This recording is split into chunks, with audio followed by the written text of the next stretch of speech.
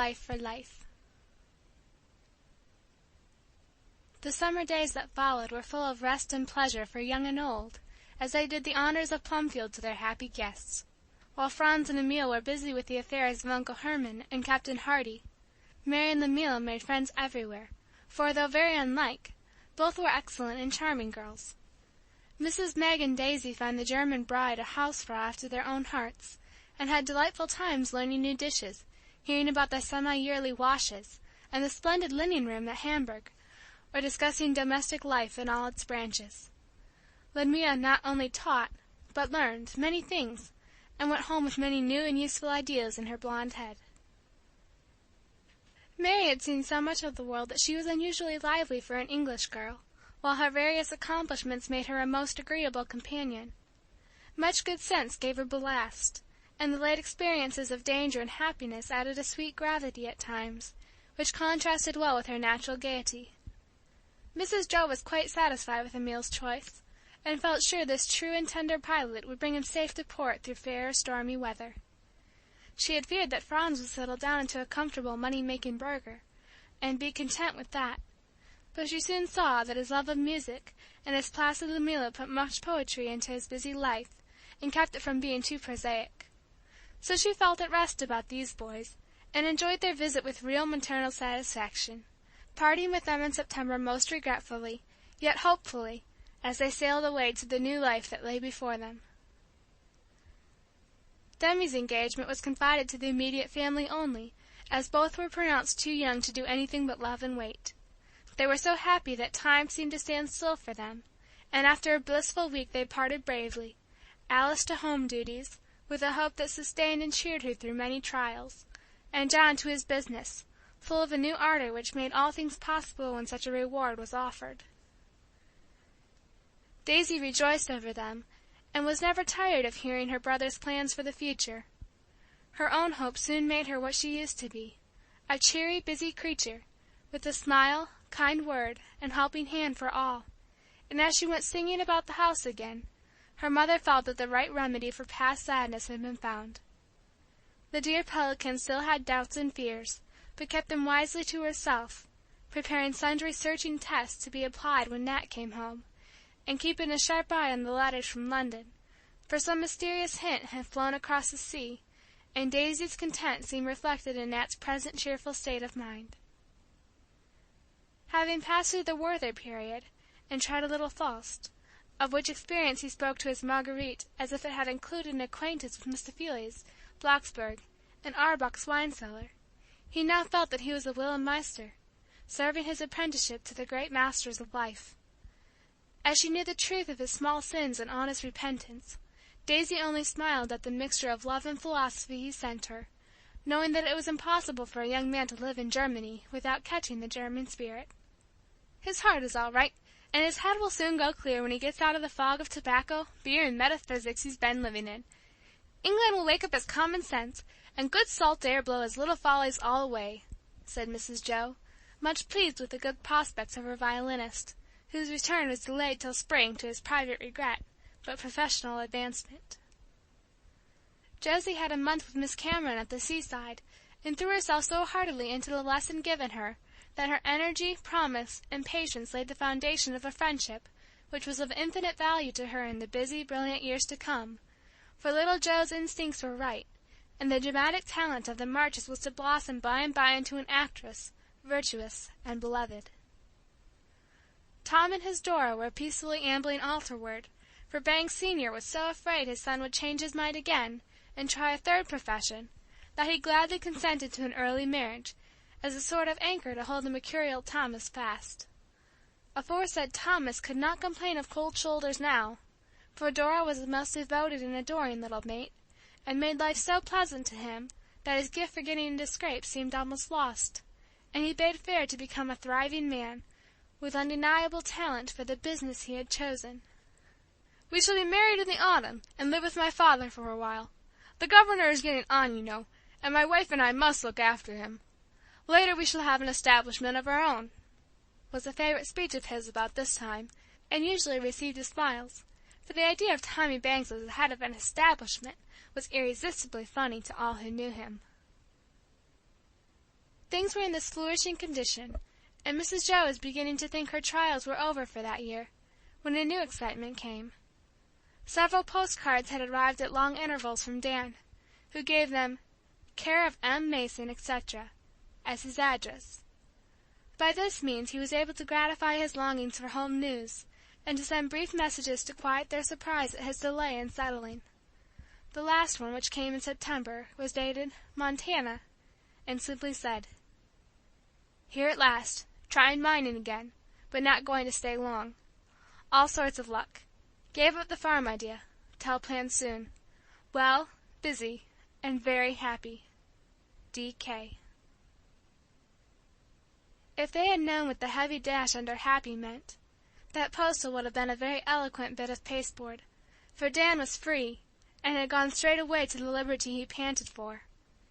Meeting an old friend by accident, he obliged him at a pinch by acting as an overseer for a time, finding the society of even rough miners very sweet, and something in the muscular work wonderfully pleasant, after being cooped up in the brush shop so long. He left to take a pick and wrestle with rock and earth till he was weary, which was very soon, for that year of captivity had told upon his splendid physique. He longed to go home, but waited week after week to get the prison taint off him and the haggard look out of his face. Meanwhile he made friends with masters and men, and as no one knew his story, he took his place again in the world gratefully and gladly, with little pride now, and no plans but to do some good somewhere, and to face the past. Mrs. Joe was having a grand clearing out of her desk one October day, while the rain poured outside, and peace reigned in her mansion. Coming across the postals, she pondered over them, and then put them carefully away in the drawer labeled "Boys' Letters," saying to herself as she bundled 11 requests for autographs into the wastepaper basket: "It is quite time for another card, unless he is coming to tell his plans. I'm really curious to know what he has been about all this year, and how he's getting on now." That last wish was granted within an hour, for Ted came rushing in, with a newspaper in one hand, a collapsed umbrella in the other, and a face full of excitement, announcing, all in one breathless jumble: "Mine cave in! 20 men shut up, no way out! Wives crying! Water rising! Dan knew the old shaft! Risked his life! Got him out! Most killed! Papers full of it! I knew he'd be a hero! Hooray for old Dan!" "What? Where? When? Who? Stop roaring and let me read!" commanded his mother, entirely bewildered. Relinquishing the paper, Ted allowed her to read for herself, with frequent interruptions from him, and Rob, who soon followed, eager for the tale. It was nothing new, but courage and devotion always stirred generous hearts, and win admiration, so the account was both graphic and enthusiastic, and the name of Daniel Keene, the brave man who saved the lives of others at the risk of his own, was on many lips that day. Very proud were the faces of these friends as they read how their Dan was the only one who, in the first panic of the accident, remembered the old shaft that led into the mine, walled up, but the only hope of escape, if the men could be got out before the rising water drowned them. How he was lowered down alone, telling the others to keep back till he saw if it was safe. How he heard the poor fellows picking desperately for their lives on the other side, and by knocks and calls guided them to the right spot, then headed the rescue party, and working like a hero, got the men out in time. On being drawn up last of all, the worn rope broke, and he had a terrible fall, being much hurt but was still alive. How the grateful women kissed his blackened face and bloody hands, as the men bore him away in triumph, and the owners of the mine promised a handsome reward, if he lived to receive it. "He must live, he shall, and come home to be nursed as soon as he can stir, if I go and bring him myself. I always knew he'd do something fine and brave, if he didn't get shot or hung for some wild prank instead," cried Mrs. Joe, much excited. "Do go, and take me with you, Mum. I ought to be the one. Dan's so fond of me and I of him," began Ted, feeling that this would be an expedition after his own heart. Before his mother could reply, Mr. Laurie came in, with almost as much noise and flurry as Teddy the second, exclaiming as he waved the evening paper: "Seen the news, Joe? What do you think? Shall I go off at once and see after that brave boy?" "I wish you would, but the thing may not be at all true. Rumor lies so. Perhaps a few hours will bring an entirely new version of the story. I've telephoned to Demi for all he can find out, and if it's true, I'll go at once. Should like the trip. If he's able, I'll bring him home. If not, I'll stay and see to him. He'll pull through. Dan will never die of a fall on his head. He's got 9 lives, and not lost half of them yet. If you go, Uncle, mayn't I go with you? I'm just spoiling for a journey, and it will be such larks to go out there with you and see the mines and Dan, and hear all about it and help. I can nurse. Can't I, Rob? Cried Teddy, in his most wheedlesome tones. Pretty well. But if Mother can't spare you, I'm ready if Uncle needs anyone, answered Rob in his quiet way, looking much fitter for the trip than excitable Ted. I can't spare either of you. My boys get into trouble unless they keep them close at home. I've no right to hold the others, but I won't let you out of my sight, or something will happen. Never saw such a year, with wrecks and weddings and floods and engagements, and every sort of catastrophe, exclaimed Mrs. Joe. If you deal in girls and boys, you must expect this sort of thing, ma'am. The worst is over, I hope, till these lads begin to go off. Then I'll stand by you, for you'll need every kind of support and comfort, especially if Ted bolts early, laughed Mr. Lawry, enjoying her lamentations. I don't think anything can surprise me now, but I am anxious about Dan, and feel that someone had better go to him. It's a rough place out there, and he may need careful nursing. Poor lad, he seemed to get a good many hard knocks. But perhaps he needs them, as a mellowing process, as Hannah used to say. We shall hear from Demi before long, and then I'll be off. With which cheerful promise Mr. Lawry departed, and Ted, finding his mother firm, soon followed, to coax his uncle to take him. Further inquiry confirmed and added interest to the news. Mr. Lawry was off at once, and Ted went into town with him, still vainly imploring to be taken to his Dan. He was absent all day, but his mother said calmly, "Only a fit of the sulks because he was thwarted. He's safe with Tom or Demi, and will come home hungry and meek at night. I know him." But she soon found that she could still be surprised, for evening brought no Ted, and no one had seen him. Mr. Beer was just setting off to find his lost son, when a telegram arrived, dated at one of the way stations on Mr. Lawry's route. Found Ted in the cars. Take him along. Write tomorrow. T. Lawrence. Ted bolted sooner than you expected, Mother. Never mind. Uncle will take good care of him, and Dan be very glad to see him, said Rob, as Mrs. Joe sat, trying to realize that her youngest was actually on his way to the Wild West. Disobedient boy, he shall be severely punished, if I ever get him again. Lawry winked at this prank, I know he did, just like him. Won't the 2 rascals have a splendid time? Wish I was with them. Don't believe that crazy boy took even a nightgown with him, or an overcoat. Well, there will be 2 patients for us to nurse when they get back, if they ever do. Those reckless express trains always go down precipices and burn up, or telescope. Oh, my Ted, my precious boy! How can I let him go so far away from me? And mother-like, Mrs. Joe forgot the threatened chastisement in tender lamentations over the happy scapegrace, now whizzing across the continent in high feather at the success of his first revolt. Mr. Lawry was much amused at his insisting that those words, "when Ted bolts," put the idea into his head, and therefore the responsibility rested upon his shoulders. He assumed it kindly from the moment he came upon the runaway asleep in a car, with no visible luggage but a bottle of wine for Dan and a blacking brush for himself, and as Mrs. Joe suspected, the 2 rascals did have a splendid time. Penitent letters arrived in due season, and the irate parents soon forgot to chide in their anxiety about Dan, who was very ill, and did not know his friends for several days. Then he began to mend, and every one forgave the bad boy when he proudly reported that the first conscious words Dan said were, "Hello, Ted," with a smile of pleasure at seeing a familiar face bent over him. Glad he went, and I won't scold any more. Now, what shall we put in a box for Dan? And Mrs. Joe worked off her impatience to get hold of the invalid by sending comforts enough for a hospital.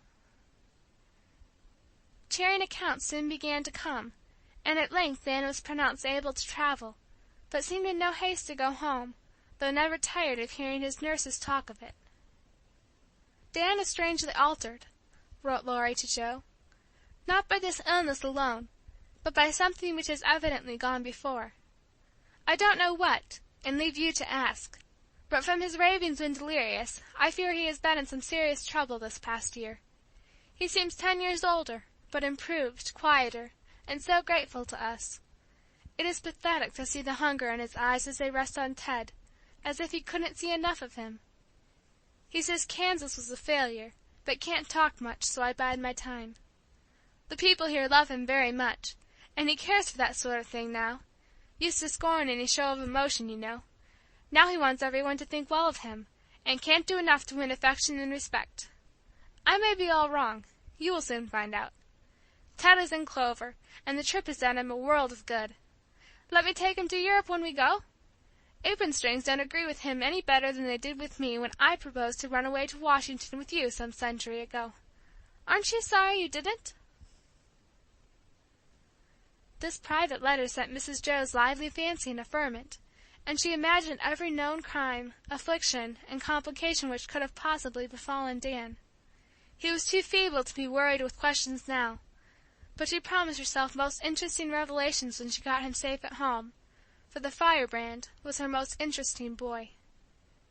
She begged him to come, and spent more time in composing the letter that should bring him, than she did over the most thrilling episodes in her "Works."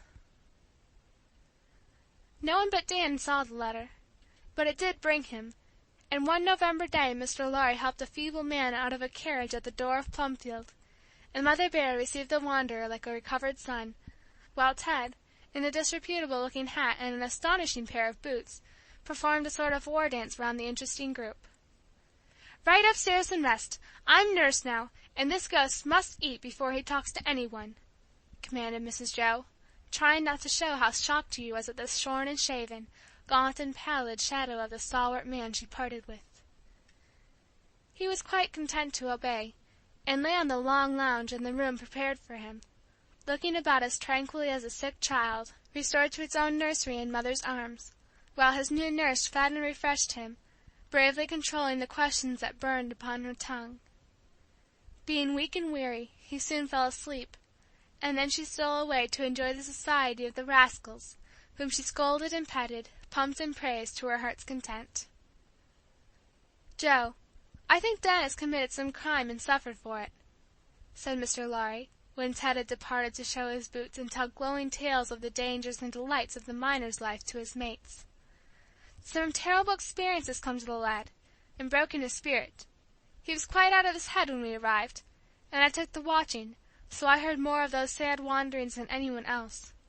He talked of the warden, some trail, a dead man, and Blair and Mason, and would keep offering me his hand, asking me if I would take it and forgive him. Once, when he was very wild, I held his arms, and he quieted in a moment, imploring me not to put the handcuffs on. I declare it was quite awful sometimes to hear him in the night talk of old Plum and you, and beg to be let out to go home and die." "He isn't going to die, but live to repent of anything he may have done. So don't harrow me up with these dark hints, Teddy. I don't care if he's broken the 10 Commandments. I'll stand by him, and so will you, and we'll set him on his feet and make a good man of him yet. I know he's not spoilt by the look in his poor face. Don't say a word to anyone, and I'll have the truth before long," answered Mrs. Joe, still loyal to her bad boy, though much afflicted by what she had heard. For some days Dan rested, and saw few people, then good care, cheerful surroundings, and the comfort of being at home began to tell, and he seemed more like himself, though still very silent as to his late experiences, pleading the doctor's orders not to talk much. Everyone wanted to see him, but he shrank from any but old friends, and "wouldn't lionize worth its cent," Ted said, much disappointed that he could not show off his brave Dan. "Wasn't a man there who wouldn't have done the same, so why make a row over me?" asked the hero, feeling more ashamed than proud of the broken arm, which looked so interesting in a sling. "But isn't it pleasant to think that you saved 20 lives, Dan, and gave husbands, sons, and fathers back to the women who loved them?" asked Mrs. Joe one evening, as they were alone together after several callers had been sent away. Pleasant! It's all that's kept me alive, I do believe. Yes, I'd rather have done it than be made president, or any other big bug in the world. No one knows what a comfort it is to think I've saved 20 men, to more than pay for—" There Dan stopped short, having evidently spoken out of some strong emotion, to which his hearer had no key. "I thought you'd feel so. It is a splendid thing to save life at the risk of one's own, as you did, and nearly lose it," began Mrs. Joes, wishing he had gone on with that impulsive speech which was so like his old manner. "He that loses his life shall gain it," muttered Dan, staring at the cheerful fire which lighted the room, and shone on his thin face with a ruddy glow. Mrs. Joe was so startled at hearing such words from his lips that she exclaimed joyfully, "Then you did read the little book I gave you, and kept your promise?" "I read it a good deal after a while. I don't know much yet, but I'm ready to learn, and that's something." "It's everything. Oh, my dear, tell me about it. I know something lies heavy on your heart. Let me help you bear it, and so make the burden lighter." "I know it would. I want to tell. But some things even you couldn't forgive, and if you let go of me, I'm afraid I can't keep afloat." "Mothers can forgive anything. Tell me all, and be sure that I will never let you go, though the whole world should turn from you." Mrs. Joe took one of the big wasted hands in both of hers and held it fast, waiting silently till that sustaining touch warmed poor Dan's heart, and gave him courage to speak. Sitting in his old attitude, with his head in his hands, he slowly told it all, never once looking up until the last words left his lips. "Now you know. Can you forgive a murderer, and keep a jailbird in your house?" Her only answer was to put her arms about him, and lay the shorn head on her breast, with eyes so full of tears they could but dimly see the hope and fear that made his own so tragical. This was better than any words, and poor Dan clung to her in speechless gratitude, feeling the blessedness of mother love, that divine gift which comforts, purifies, and strengthens all who seek it. 2 or 3 great, bitter drops were hidden in the little woolen shawl where Dan's cheek rested, and no one ever knew how soft and comfortable it felt to him after the hard pillows he had known so long. Suffering of both mind and body had broken will and pride, and the lifted burden brought such a sense of relief that he paused a moment to enjoy it in dumb delight. "My poor boy, how you have suffered all this year, when we thought you free as air! Why didn't you tell us, Dan, and let us help you?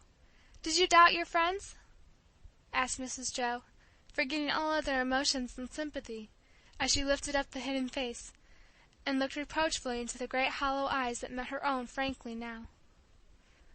"I was ashamed. I tried to bear it alone rather than shock and disappoint you, as I know I have, though you try not to show it.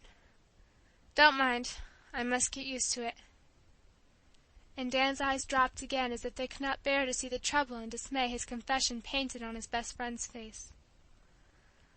"I am shocked and disappointed by the sin, but I am also very glad and proud and grateful that my sinner has repented, atoned, and is ready to profit by the bitter lesson. No one but Fritz and Laurie need ever know the truth. We owe it to them, and they will feel as I do," answered Mrs. Joe, wisely thinking that entire frankness would be a better tonic than too much sympathy. "No, they won't. Men never forgive like women. But it's right. Please tell him for me, and get it over.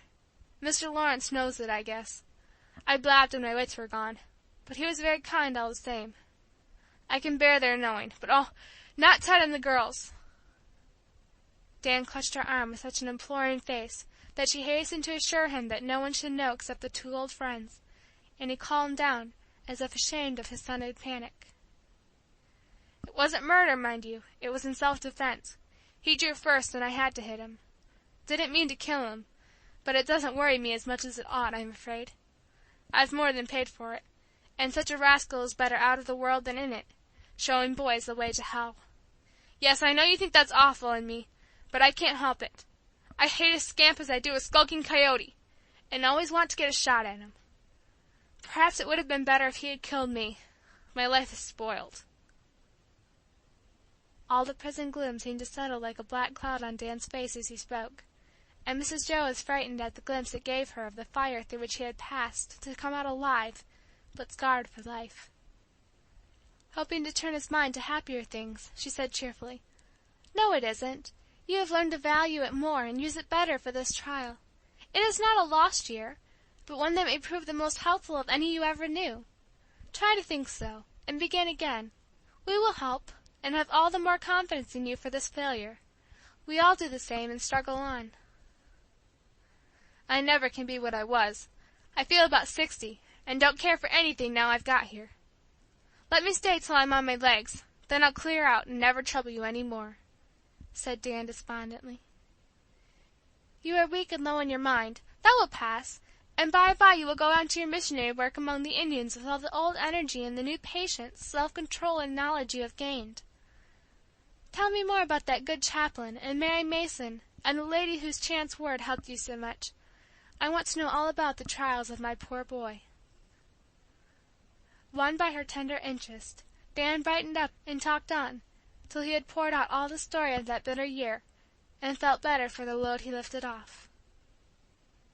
If he had known how it weighed upon his hearer's heart, he would have held his peace; but she hid her sorrow till she had sent him to bed, comforted and calm; then she cried her heart out, to the great dismay of Fritz and Laurie, till they heard the tale and could mourn with her; after which they all cheered up and took counsel together how best to help this worst of all the catastrophes the year had brought them. End of chapter 20.